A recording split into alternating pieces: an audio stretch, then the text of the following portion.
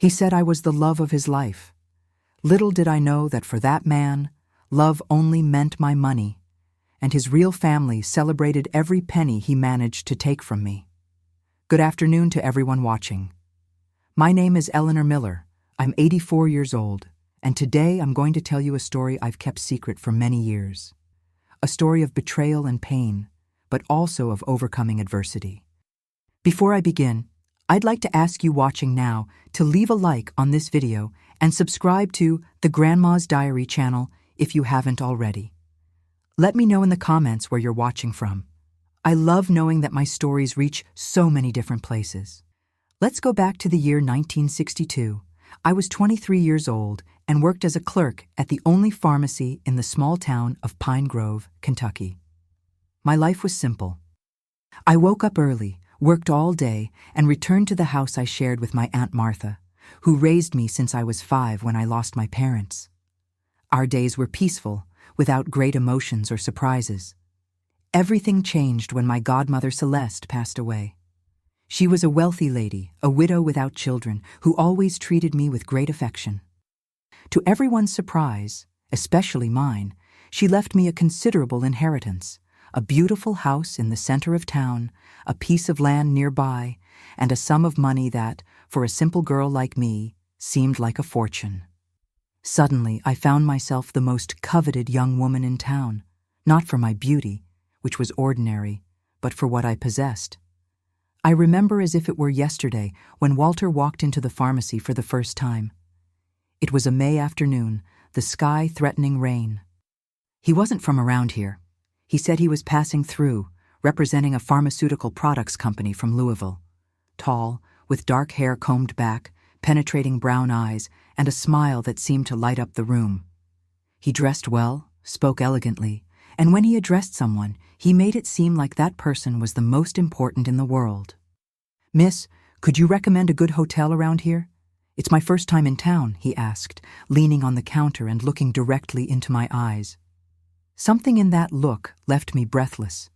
Today, I know it was all calculated, every gesture, every word, but back then I was just a small-town girl who thought she knew the world. I recommended Mrs. Wilson's boarding house, the only decent lodging in town. He thanked me, and before leaving, bought an expensive cologne, the kind we normally only sold at Christmas or special occasions. The next day he returned, and the day after as well, always with a different excuse, always with that smile that seemed reserved just for me. On the third visit, he invited me for coffee after my shift. I accepted, of course. What girl wouldn't? At the diner, he told me about his life. He said he was an only child, that his parents had passed away, that he studied business administration, but preferred to work traveling, seeing new places. He spoke with such conviction, with so many details. How could I suspect that every word was a meticulously constructed lie? In 2 weeks, we were dating. My Aunt Martha was suspicious of him. This young man appeared very suddenly, Eleanor. And why would a man from the big city be interested in a simple small-town girl? She questioned. But I was in love, blinded by the attention Walter gave me. For the first time in my life, I felt special, desired, and honestly, part of me believed it was my beauty that attracted him, not my inheritance. After 3 intense months of dating, he proposed to me. It was on a Sunday, after church. He knelt in the town square, in front of the entire town, and offered me a ring with a small stone that sparkled in the sun. "Eleanor, you are the woman of my life. I want to build a future by your side. Will you marry me?" he said with tears in his eyes. Fake tears, I know now, but at that moment, they seemed like definitive proof of his love. The wedding took place in October of that same year. It wasn't anything grand, just a simple ceremony at the main church, followed by a small reception in the parish hall. Walter insisted he didn't want anything extravagant. "What matters is our love, not the celebration," he would say. In reality, now I know he wanted to avoid drawing too much attention or risking someone from his past recognizing him. At first, our marriage seemed like a dream. We moved into the house my godmother had left me. Walter continued his commercial representation trips, but now he always came back to me. He brought small gifts, told stories of the cities he visited, made plans for our future. I felt like the happiest woman in the world. Soon he suggested we should think about investing my inheritance money. "This money sitting in the bank won't give us security for the future, my love," he explained with that calm and convincing voice. "I know good deals. We can multiply this value." I trusted him completely. After all, he was my husband, the man who had sworn to love and protect me before God. His work trips started to get longer. At first, they were 2 or 3 days, then a whole week. Eventually, they lasted up to 15 days. I stayed home alone, missing him, believing he was working hard for our future. He wrote affectionate letters to me, called when he was in larger cities that had long-distance telephone service. Gradually, I began to notice small changes in our daily life. Important documents about the house and the inheritance began to disappear from the drawer where we kept them. Walter insisted I sign papers without really explaining what they were about. "They're just bureaucracies for our investments, darling. You trust me, don't you?" he would say, kissing my forehead. And I signed. Of course I signed. The money in the joint account we had opened decreased rapidly. When I questioned it, Walter always had convincing explanations. "We're investing in land in Louisville," or "I bought shares in a promising company." I never saw these lands, never received proof of these shares, but I believed because I wanted to believe, because love makes us foolish, makes us see only what we want to see. We completed 1 year of marriage in October 1963. To celebrate, Walter took me for a trip to Louisville, something I had always dreamed of. We stayed in a simple hotel, but to me, it was paradise. "Soon we'll be able to stay in the best hotels in the country," he promised. "Our investments are growing, my love. Soon we'll be very rich." That night, while we were dining at a riverside restaurant, Walter received a phone call at the hotel. When he returned to the table, he said he needed to travel the next morning. An important client in Louisville needed him urgently. Our romantic weekend ended before it even began. I returned to Pine Grove alone, sad but understanding. After all, it was his work that supported us, right? What I didn't know was that while I was traveling back home by bus, sitting next to strangers with my heart aching with longing, Walter was heading to his real home in Louisville, to the arms of his wife Regina and their 3 children, who celebrated each new successful con by their father, who laughed at the small-town fool who was financing the construction of the mansion where they would soon live, who were already planning how to spend the rest of my inheritance when everything was complete. But life has its own plans, doesn't it? And the truth, no matter how much we try to bury it, always finds a way to come to light. My discovery would come in a way that even Walter, with all his meticulous planning, could not have predicted. The discovery of the truth arrived like lightning on a clear day. It was March 1964, almost a year and a half after our wedding. Winter was already saying goodbye, giving way to an early spring that filled Pine Grove's gardens with flowers. I was at Mr. Thompson's market doing shopping for the week when a gray-haired lady approached me. She had been watching me from a distance for a few minutes, with a look that mixed curiosity and pity. I thought perhaps she was an acquaintance of my late godmother. "Are you Eleanor? Eleanor Miller?" she asked, holding a shopping bag against her chest. I confirmed, a bit surprised that a stranger knew my name. Her wrinkled face twisted into a sad smile before saying the words that would change my life forever. "Dear, my name is Olivia Hoffman. I'm visiting my sister here in Pine Grove, and, well, I recognized you from a photograph. We need to talk about your husband, Walter." My heart raced. 1,000 thoughts went through my head. Was he a widower, as he had told me? Did he have children he was hiding? Debts? Some crime in his past? Nothing prepared me for what was to come next. I agreed to have coffee with Mrs. Hoffman at the corner bakery. With trembling hands, she told me she was the mother of Marcia, Walter's former boss at the pharmaceutical company in Louisville, where he had indeed worked for a few months in 1961. But he wasn't a commercial representative, as he told me. He was just a counter salesman who was fired on suspicion of embezzlement. My daughter was surprised when she found out he had married you. Surprised because Walter is already married, my dear. He has a wife and 3 children in Louisville. The family has lived there for more than 15 years. I felt as if the ground had disappeared beneath my feet.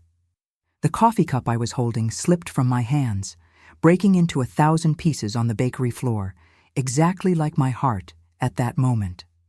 "You must be mistaken," I stammered as the bakery owner rushed to clean up the mess. "Walter told me about his past, about his family." Mrs. Hoffman held my hands tightly. Her eyes overflowed with compassion. "Dear, I came here because I discovered something terrible. My sister works as a maid in the neighboring house, Regina's, Walter's wife. For weeks, she has been hearing comments about a plan. Walter married you to take your inheritance. The whole family knows about it. Regina brags to the neighbors about how soon they will have a new, luxurious house, thanks to the money from the small-town fool." I couldn't breathe. Flashes of memory invaded my mind. Walter insisting on managing our finances, the missing documents, the signatures he requested without explanations, the long absences, each piece of the puzzle fitting into a horrible picture of betrayal. "They are building a large house in the outskirts of Louisville with your money," continued Mrs. Hoffman, mercilessly honest. "Regina even chose the curtains, they say.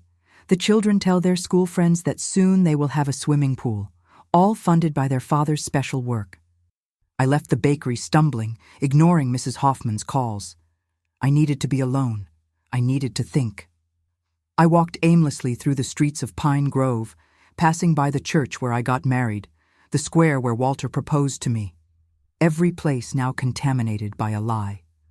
I returned home and for the first time began to search, really search, for evidence. In the office that Walter had transformed into his private space and asked me not to touch, not to disorganize his work papers, I found a false bottom in a drawer. There were duplicates of some documents I had signed, money transfers, powers of attorney, even a preliminary deed for the sale of the house. The pain was so intense that I fell to my knees, hugging those papers against my chest. I cried until I had no more tears, until my eyes burned and my throat was dry. I felt humiliated, betrayed, used. How could I have been so blind? How did I not notice the signs? That night I couldn't sleep. I lay in bed, looking at the ceiling, reviewing every moment of our 18 months of marriage. Every caress, every promise, every "I love you." All lies, all part of a cruel plan to rob me. In the morning, I made a decision. I wouldn't confront Walter immediately. If he was capable of lying so naturally for so long, he would certainly invent some story to justify the documents I found. I needed more evidence. I needed to understand exactly what was happening before I acted. With the little money I still had access to, I hired a private detective from Louisville. I had to sell some jewelry that belonged to my mother to pay for his services, but it would be worth it. I needed the truth, no matter how painful it might be. The detective, Mr. Guthrie, was a discreet man of few words. He promised to investigate Walter and his life in Louisville, but warned me it would take a few weeks. "You should act normally meanwhile," he advised. "If your husband suspects you know something, he may accelerate his plans or disappear with what he's already gotten." Following that advice was the hardest thing I've ever done in my life. When Walter returned from his work trip, receiving him with a smile, hearing his lies, sleeping next to him, knowing that in another city there was an entire family mocking me, required a strength I didn't know I possessed. Each new day, I played the role of the loving and naive wife. I prepared his favorite meals, listened with feigned interest to his invented stories, allowed his kisses and nightly caresses while swallowing the disgust I felt. Inside, I was dying a little each hour, but outside I maintained the same Eleanor as always. 3 weeks passed like this, in silent torture. Then, Mr. Guthrie returned with a thick envelope of documents. I met with him in Louisville during a supposed visit to a non-existent cousin I had invented for Walter. The contents of the envelope confirmed my worst fears. There were photographs of Regina's house in Louisville, a modest but well-maintained building. Photos of Walter coming and going from there, hugging a blonde woman and 3 children, 2 boys and a girl. The oldest must have been about 12, the youngest no more than 6. A family established a long time ago. But the worst was in the following photos. A large construction underway on the outskirts of the city. The detective had managed to photograph a small sign on the property. Future residents of the Miller family, coming soon. Miller, Walter's surname, the mansion that my inheritance was financing. There were also copies of documents, Walter and Regina's marriage certificate, dated 1948. He was only 20 years old at the time. Birth certificates of the children, and, most painfully, recent bank transfers from accounts in my name to accounts in the name of Regina Miller. "They've already transferred almost half of your assets, ma'am," explained the detective, pointing to the values in the statements. "They're doing it little by little, probably to avoid raising suspicions. At this rate, in 6 more months, they will have emptied everything." I felt nausea rising in my throat. It wasn't just the money, which alone would be terrible. It was the calculated cruelty, the coldness with which that family planned to leave me with nothing. "There's one more thing," continued Mr. Guthrie, hesitant. "I talked to some people in Louisville, pretending to be interested in doing business with Walter. I discovered he's done this before. About 5 years ago, he married a widow in Cincinnati, transferred everything she had to his name, and disappeared. The poor lady was left in misery. She had to move in with relatives. That was the last straw. It wasn't just a con against me. It was a modus operandi, a scheme he repeated with professional coldness. How many other women had been his victims? How many others had lost everything, as I was about to lose? "What do you intend to do?" asked the detective as I leafed through the photos with trembling hands. What did I intend to do? 1,000 thoughts went through my head. I could confront him, demand explanations that would certainly come in the form of more lies. I could report him to the police, but in the 60s, cases like this were rarely taken seriously.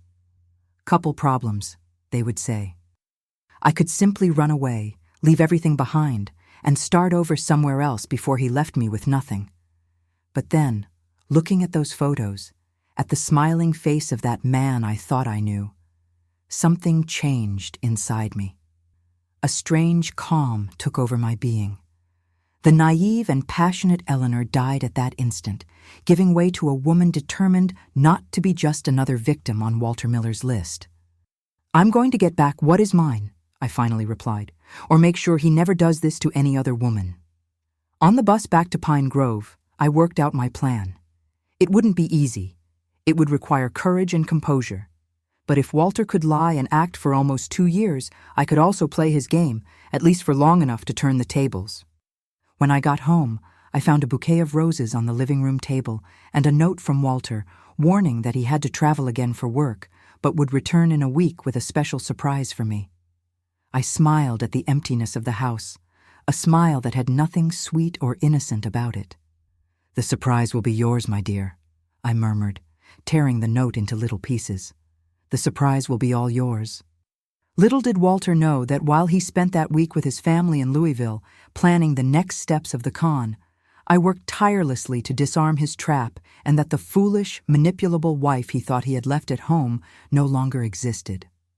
That week of Walter's absence was the most productive of my life. I didn't waste a single minute on lamentations. The time for tears had passed. Now was the time to act. With the evidence gathered by Detective Guthrie, I sought out Mr. Norton, the only lawyer in Pine Grove. He was a middle-aged man, respected in town, who had handled my godmother's estate. I entered his office above the barber shop on Main Street, with my heart racing but determined. I remember the smell of old paper and the sound of the ceiling fan spinning lazily on that hot afternoon. I placed the envelope with the evidence on his desk and told him everything. "Mrs. Miller, this is very serious," he said, after examining the documents. "Your husband has committed various crimes, document forgery, fraud, bigamy. We can take him to justice." "And how long would that process take, sir?" I asked. And what are the real chances of recovering my money? Mr. Norton's silence was more eloquent than any answer. We both knew that the justice system of the 60s rarely favored women in situations like mine. Even with compelling evidence, the process would be long, expensive, and without guarantee of results. I need a more immediate solution, I explained. I want to reverse the fraudulent transfers before it's too late, and I want to ensure he can no longer use my name for new transactions. We spent hours discussing legal strategies. Mr. Norton made calls to colleagues in Louisville, consulted dusty legal codes, drafted documents. By the end of the day, we had a plan to protect what I still had left and recover part of what had already been transferred. "You'll need his signature on some documents," explained the lawyer. "Without it, it will be much more difficult to reverse certain transfers." "Leave that to me, sir," I replied with a confidence that surprised us both. "He won't suspect anything until it's too late." The next day, I went to the bank. The manager, Mr. Mitchell, was a friend of my late father and had known me since I was a little girl. I explained the situation, showing the evidence I had. His expression went from disbelief to indignation. "I always found it strange how that young man appeared out of nowhere and married you so quickly," he confessed, "but I never imagined something so vile." With Mr. Mitchell's help, I managed to block new transfers from the joint accounts and redeem some investments that were in my name, but which Walter had already provided documents to transfer. It wasn't everything, but at least it would prevent him from continuing to rob me. The next step was more painful. I had to tell the truth to my Aunt Martha. She always suspected Walter, but respected my choice and kept her suspicions to herself. When I revealed the extent of the betrayal, she cried with me, hugging me as she did when I was a child. "My child, you have the right to suffer, but you don't have the luxury of despair," she said, wiping away my tears. "Now is the time to be strong." Martha suggested I stay at her house while resolving the situation, but I refused. If I left my house, Walter would realize something was wrong as soon as he returned. I needed to maintain appearances until the right moment. I spent the following days preparing every detail of my plan.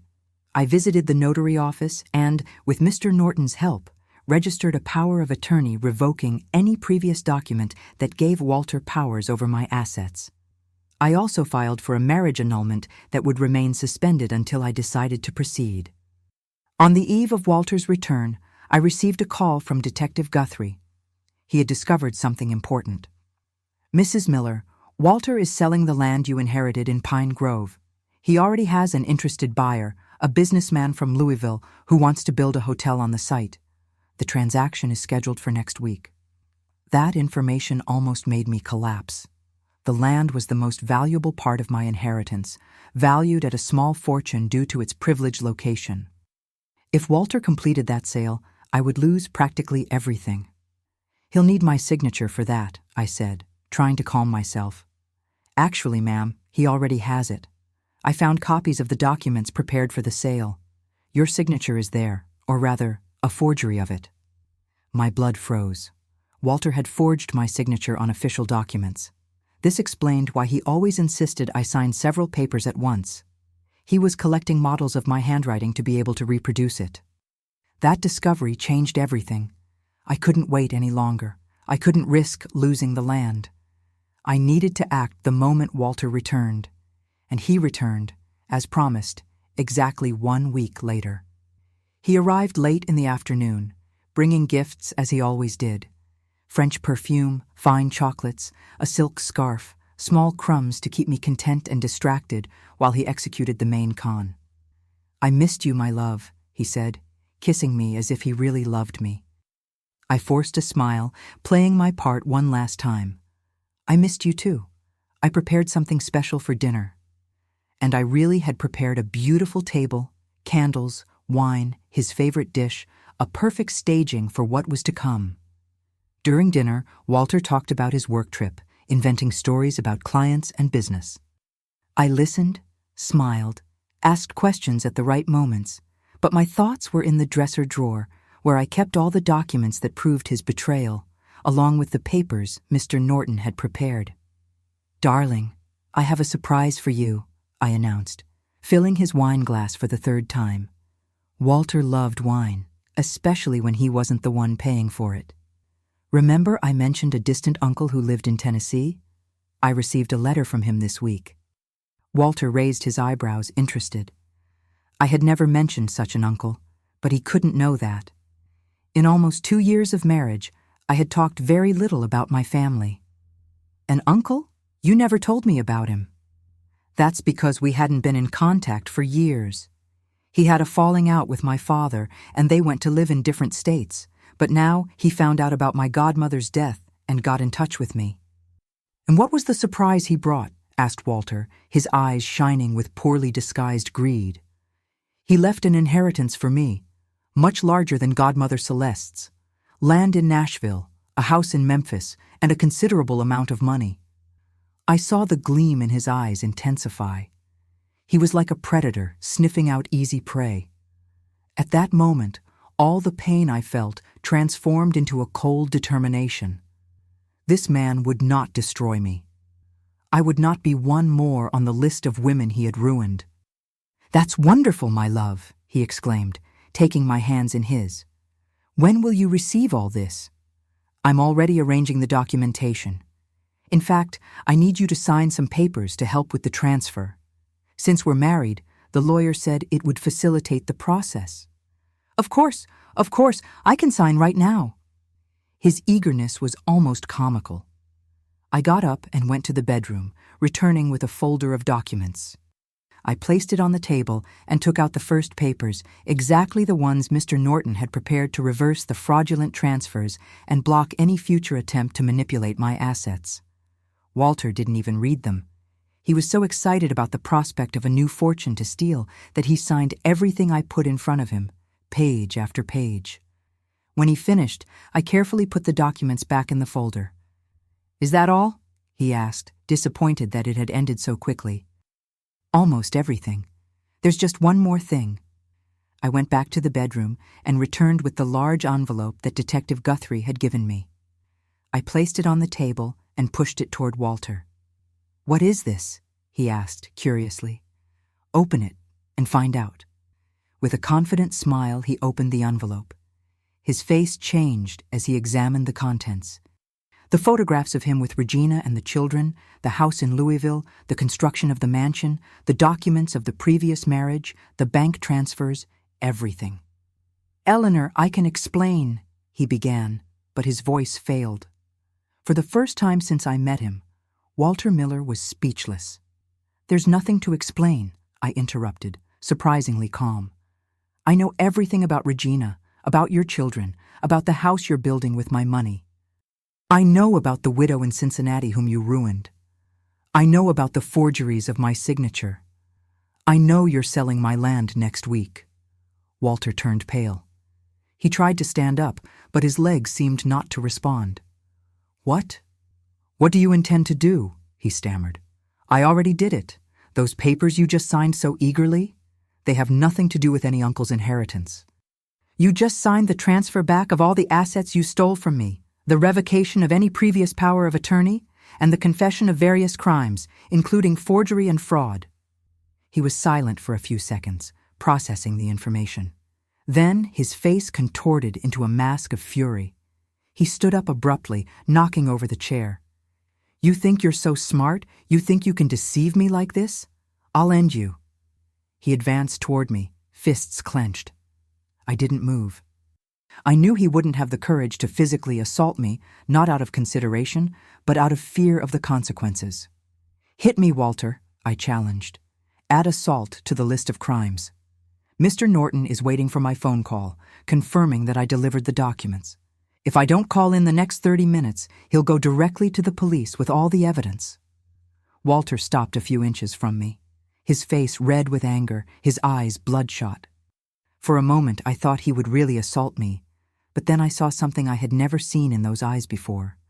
Fear. "You don't understand," he tried, changing strategy. "Regina means nothing to me. I married her when I was very young. It was a mistake.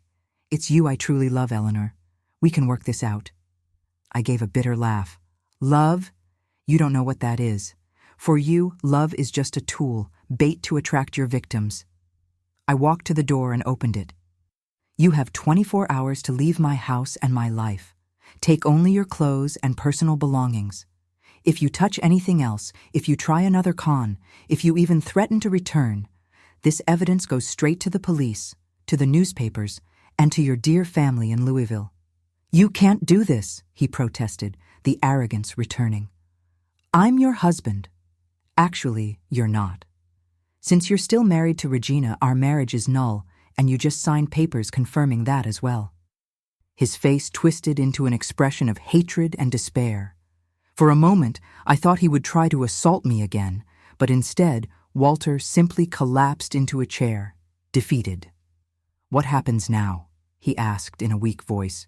You leave, far away, and never try to contact me or get close to anything that belongs to me again. In exchange, I don't send this evidence to the authorities. And Regina? My children? I felt a pang of pity for the children. They weren't to blame for having a father like that, but I remembered that the whole family was involved in the con, even the little ones, laughing at the small-town fool. That's your problem. I suggest you get a real job to support them instead of living at the expense of innocent women. That night, I slept in the guest room, locked from the inside. In the middle of the night, I heard Walter rummaging through the house, probably looking for money or valuables to take, but I had already hidden everything important. When I woke up the next morning, he had already left.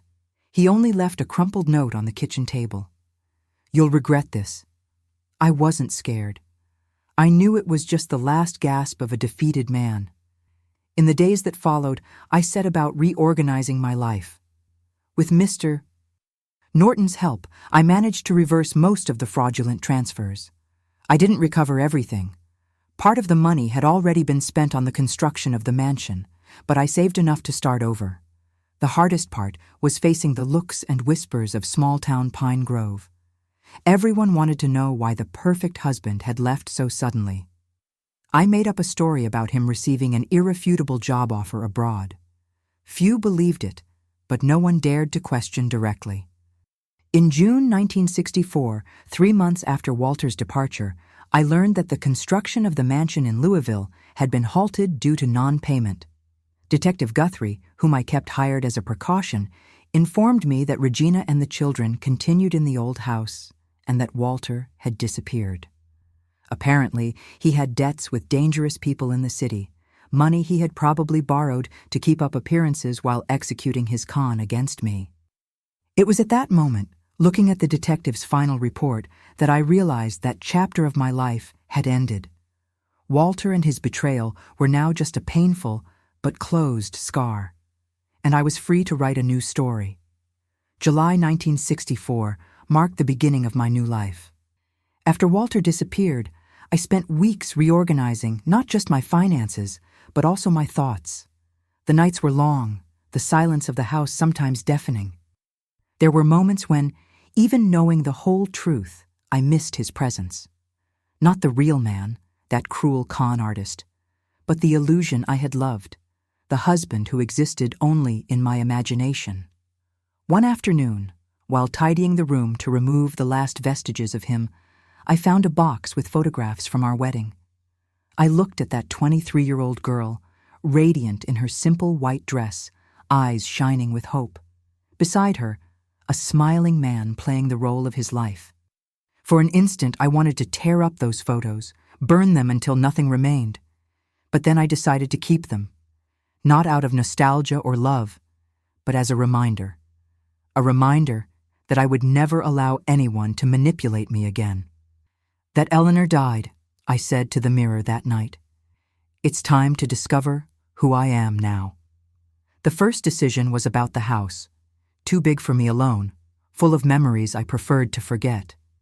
I put it up for sale, and in a few weeks a buyer appeared, a doctor from Louisville, who intended to transform it into a small clinic. The offered price was fair and the transaction quick.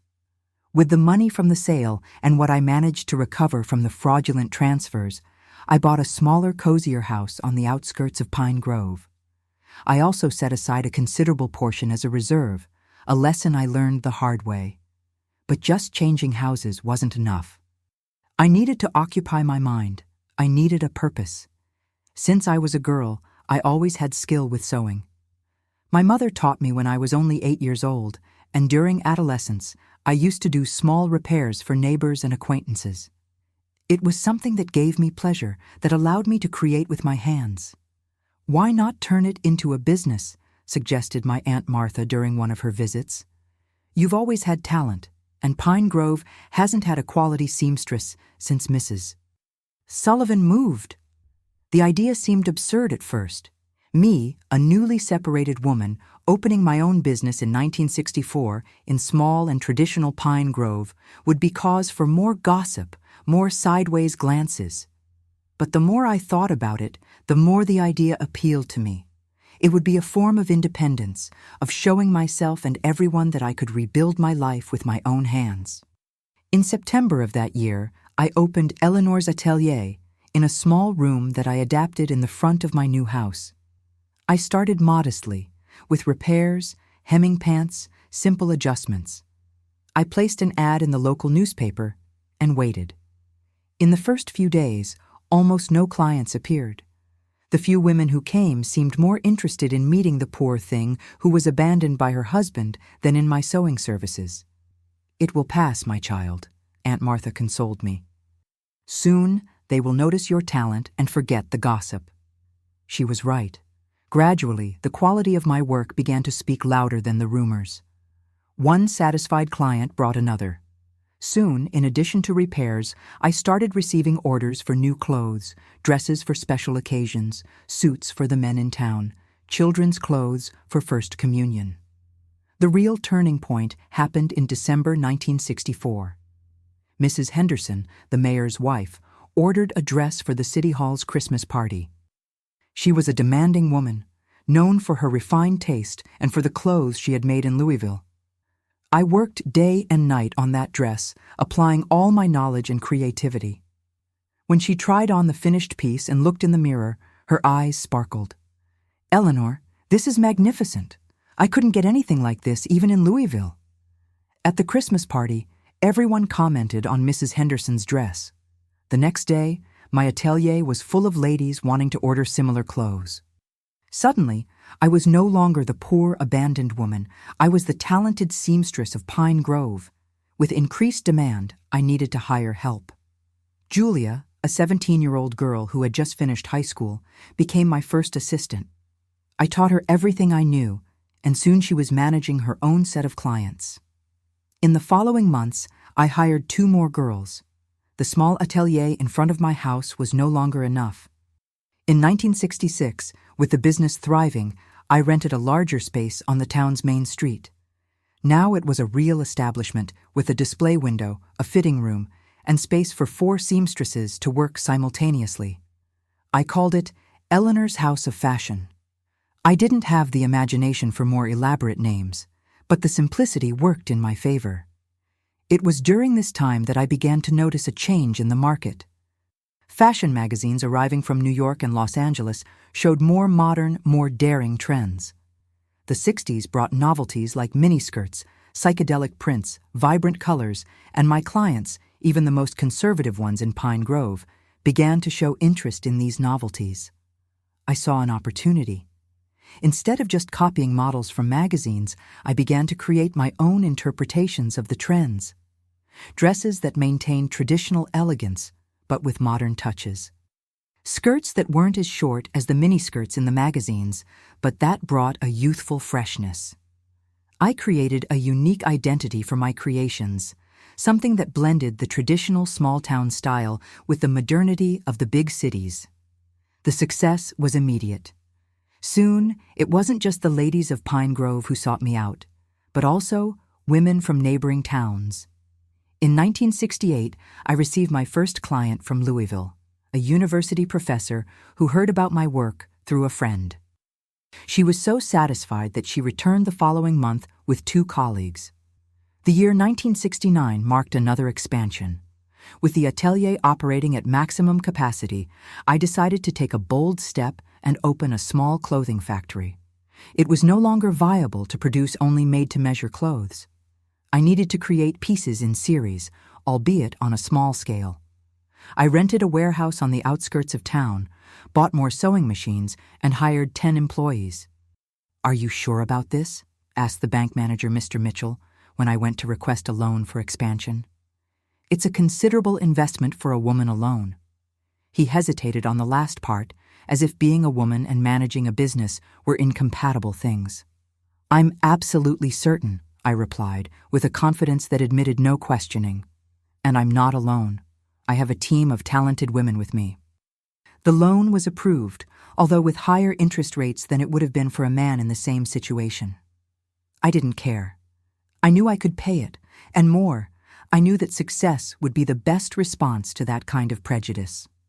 Eleanor's Fashion began its activities in January 1970. We started with a basic line: dresses, skirts, blouses, and some tailored suits for the executive women who were beginning to emerge in the job market. Quality was our differential. We used better fabrics, more meticulous finishes, more original designs than the larger factories in the big cities. The first months were difficult. Producing in series required different logistics, larger investments, more responsibilities. There were nights when I wondered if I hadn't risked too much, if I shouldn't have continued with the atelier that was already established and profitable. But then I remembered Walter, how he underestimated me, how he thought I was just a small-town fool, easy to manipulate. Those memories renewed my determination. If he thought I would be an easy victim, I'll prove I'm a businesswoman hard to beat, I promised myself during the late-night work sessions.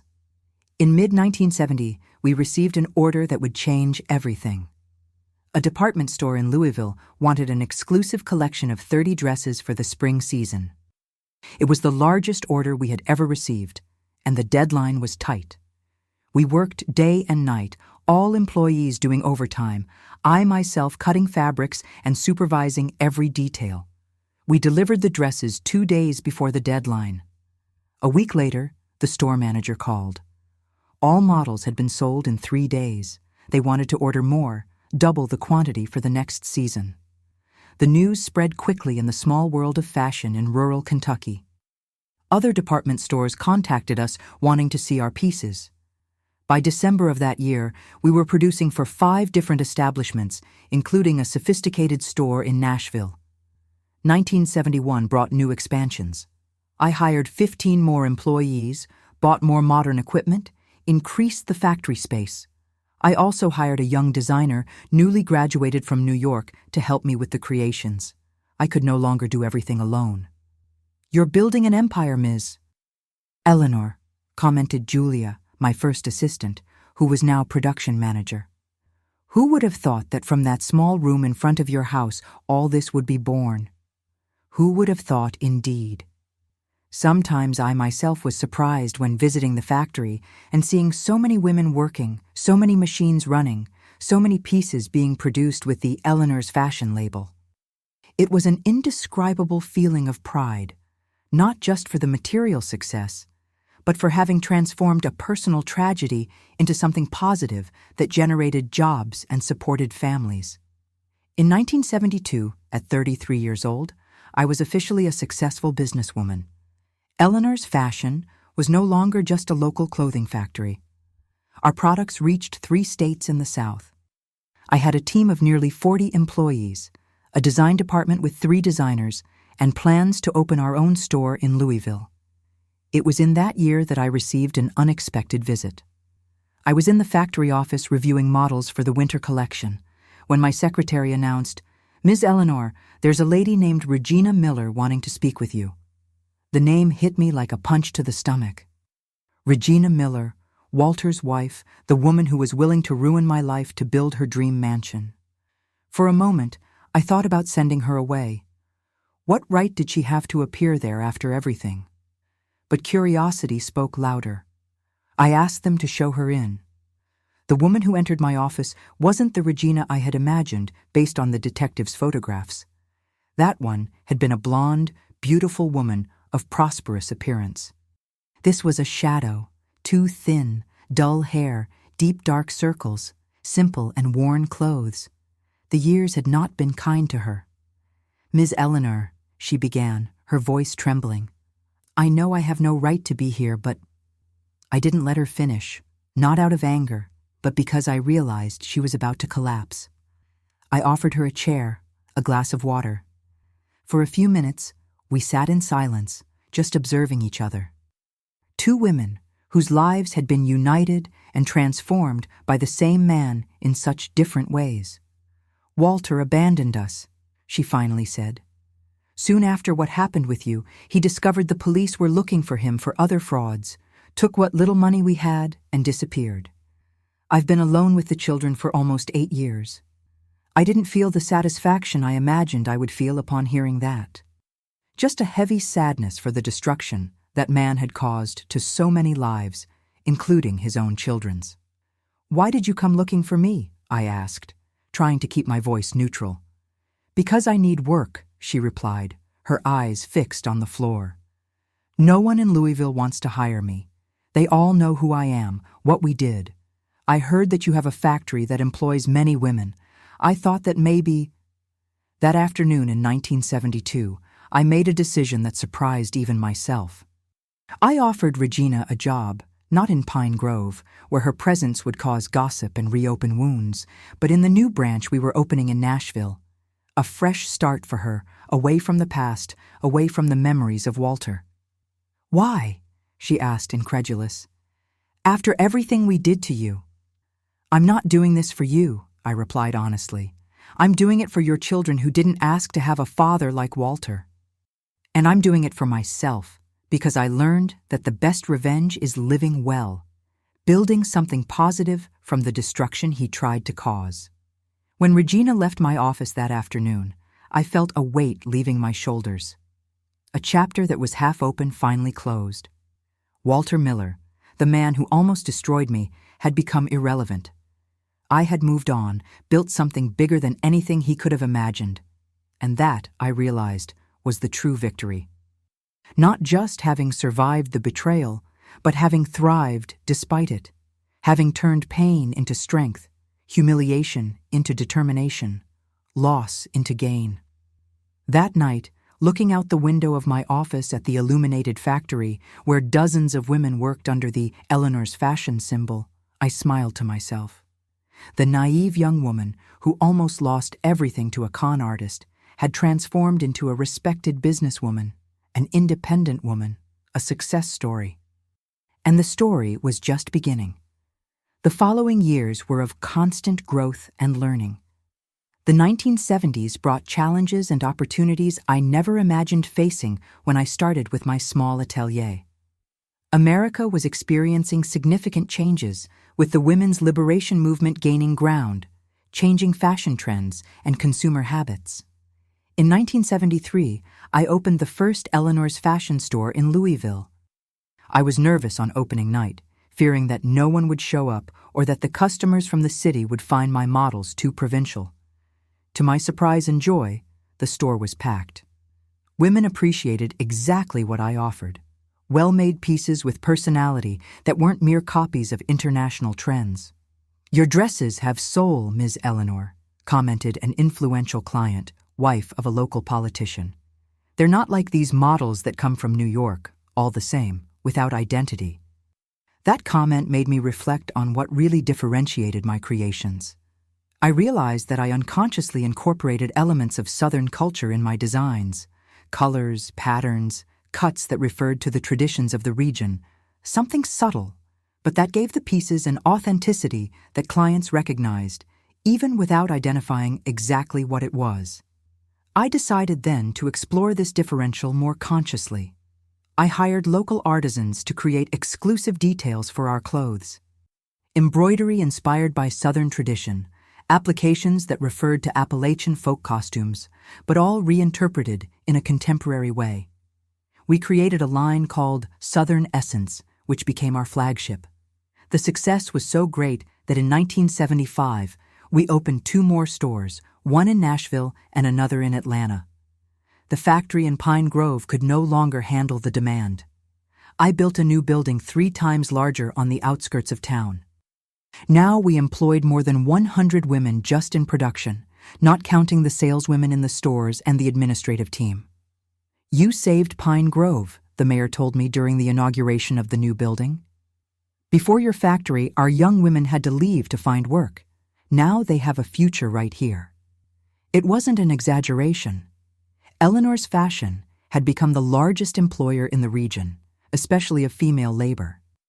We even created a daycare for the employees to leave their children while they worked, something practically unheard of for the time, especially in a small town. It was during this period that I began to receive purchase offers. Businessmen from New York, realizing the potential of the brand, offered considerable values to acquire the company.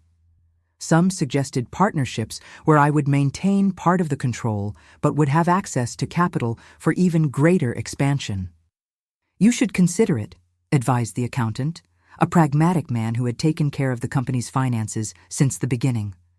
"The market is heated now, but we don't know what the future holds. It would be a way to secure your assets." I understood his logic, but something inside me resisted. Eleanor's Fashion wasn't just a business for me. It was my identity, my redemption, the symbol of the woman I became after Walter's betrayal. Selling the company, even for an extraordinary value, seemed like a way of abdicating this new Eleanor that cost me so much to build.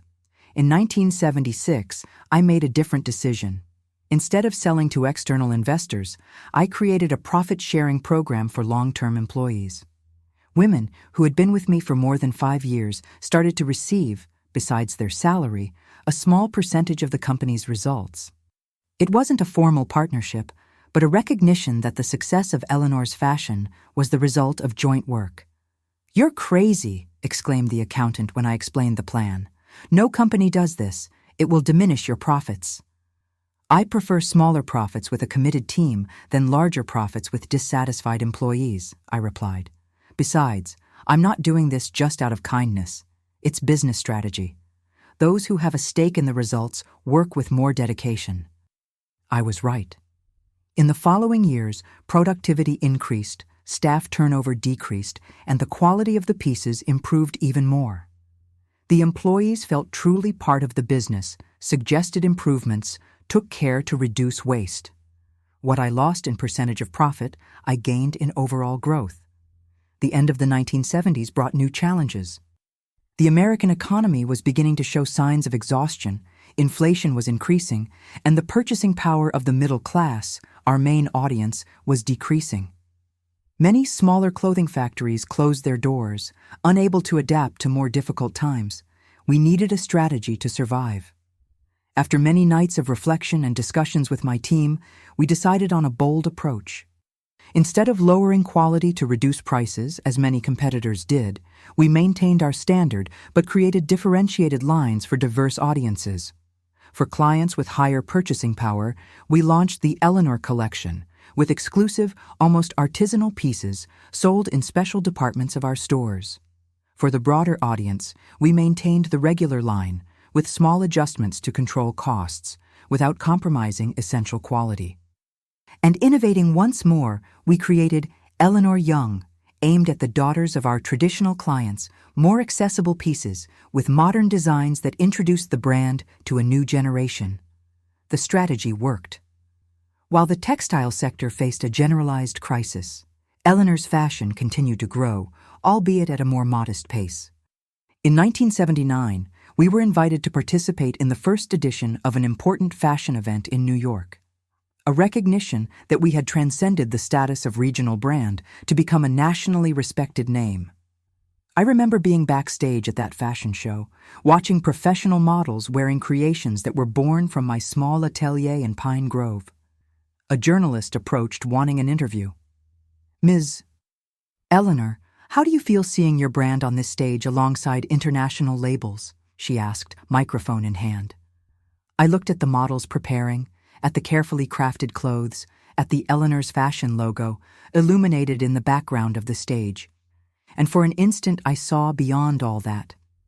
I saw the young pharmacy clerk, naive and in love. I saw the betrayed and humiliated woman. I saw the determined entrepreneur rebuilding her life. "I feel it was worth it," I replied simply. Every tear, every sleepless night, every obstacle overcome, it was all worth it. The 1980s arrived bringing even greater turbulence for the American economy. Inflation soared, economic recession hit hard. The purchasing power of the population decreased month by month. For a company in the clothing sector, these were especially difficult times. Many fellow entrepreneurs closed their doors, unable to deal with the increasing production costs and reduction in sales. Others sold to larger groups at prices much lower than they were worth years before. The pressure for me to do the same increased. "Ms. Eleanor, you've built something admirable, but perhaps it's time to secure what you've conquered," insisted the accountant, now with gray hair like mine. "The times are uncertain." Again, I refused the purchase offers. Instead, I sought adaptation. I realized that in times of crisis, people buy less, but value durability and versatility more. We reformulated our collections to offer timeless pieces that could be used on multiple occasions and for several seasons. We also innovated in the way of selling. In 1983, we were one of the first American clothing companies to create a catalog sales system. Our representatives visited homes and offices, showing the catalog and collecting orders. It was a way to bring Eleanor's fashion to clients who couldn't or didn't want to go to the stores, either due to lack of time or for being in cities where we didn't have a physical presence. The system was an immense success, especially in the rural South, where access to quality clothing was limited. Soon, we had hundreds of representatives, mainly women who sought extra income or schedule flexibility. Many were housewives, teachers, public employees who sold in their spare time. Some became so successful that they abandoned their original professions to dedicate themselves exclusively to the sales of Eleanor's fashion catalogs. In 1985, at 46 years old, I was invited to give a lecture at the Louisville Chamber of Commerce on female entrepreneurship. It was the first time I was seen not just as a successful businesswoman, but as an example to be followed by other women. The auditorium was packed, mainly with young women who dreamed of having their own business. "How did you manage to overcome so many obstacles and build a company of this size, especially being a woman in an era when few entrepreneured?" asked a young woman in the audience. I reflected for a moment before answering. I couldn't tell the whole truth, the story of Walter's betrayal and how it propelled me, but I could share the essence of what I learned. "Adversity can be our greatest teacher," I replied. "When we face difficulties that seem insurmountable, we discover an inner strength that we didn't know we possessed. The secret is not to avoid problems, but to transform them into fuel to move forward." This philosophy guided Eleanor's fashion through the turbulent 1980s and early 1990s. While America faced economic challenges, changes in consumer behavior, and political shifts, we maintained our course, adapting without losing our essence.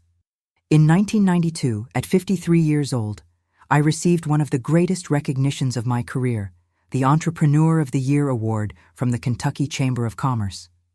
At the award ceremony, I looked at the audience full of business people, mostly men, and felt a deep satisfaction. It wasn't just a personal victory, but a recognition that a woman, starting from scratch, could build a respected company in a predominantly male environment. In my acceptance speech, I talked about the importance of opening doors for other women. I announced the creation of the Eleanor Program for Female Empowerment, a company project to offer free professional courses to women in vulnerable situations. We started with industrial sewing courses, but soon expanded to administration, sales, and basic design. I believe that true success is not measured just by profits, but by the positive impact we generate in the lives of other people, I said as I closed my speech. This has always been and always will be the philosophy of Eleanor's fashion. The program was an immediate success. Hundreds of women enrolled. Many were single mothers, victims of domestic violence, or simply women who never had opportunities for study and qualification. The transformation stories that emerged from there deeply moved me.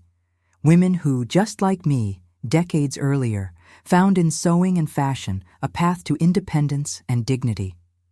In 1995, at 56 years old, I began to think about succession. I didn't have children to inherit the business, but I had something equally valuable, a team of talented women who had grown with the company. Julia, my first assistant, who is now production director. Marcia, who started as a saleswoman and became commercial manager. Helen, the young designer who revolutionized our collections in the 80s, and so many others. I created a gradual transition plan.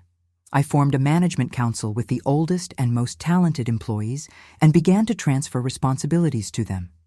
It wasn't a retirement. I would continue as president and visionary of the brand, but a recognition that Eleanor's Fashion had become larger than its founder. Today, at 84 years old, I look back and see the extraordinary journey that life has provided me. Eleanor's Fashion is no longer just mine. It belongs to the more than 200 women who work directly in the company and the thousands who over decades have passed through our factories, stores, and training programs. The small house in Pine Grove, where it all began, has been transformed into a museum that tells the story of the company and Southern fashion. Sometimes I visit the place discreetly, just to remember. I look at the old sewing machines, at the first models I created, at the black and white photographs of the first employees, and feel an immense gratitude for the path traveled. As for Walter, I learned many years later that he passed away in 1987 in obscure circumstances somewhere in Ohio. I felt neither joy nor sadness at the news, just the realization that that man, who once had so much power over my life, had become irrelevant. His attempt to destroy me ended up being the catalyst for my transformation and success. Regina continued working in our factories until she retired. We never became friends, but developed a mutual respect. Her children, whom I helped with scholarships, grew up and became decent adults, breaking the cycle of dishonesty of their father. The youngest, in fact, works today in the company's design department. If I could go back in time and talk to that young 23-year-old Eleanor, a pharmacy clerk dazzled by the charming traveler, what would I say? Perhaps nothing. Each step of that painful journey was necessary to transform me into the woman I became. The con that should have ruined me ended up being the foundation upon which I built not just a company, but a full and meaningful life. That man married me just to rob me, but I was the one who ended up rich. Rich not just in material terms, but rich in experience, in wisdom, in achievements.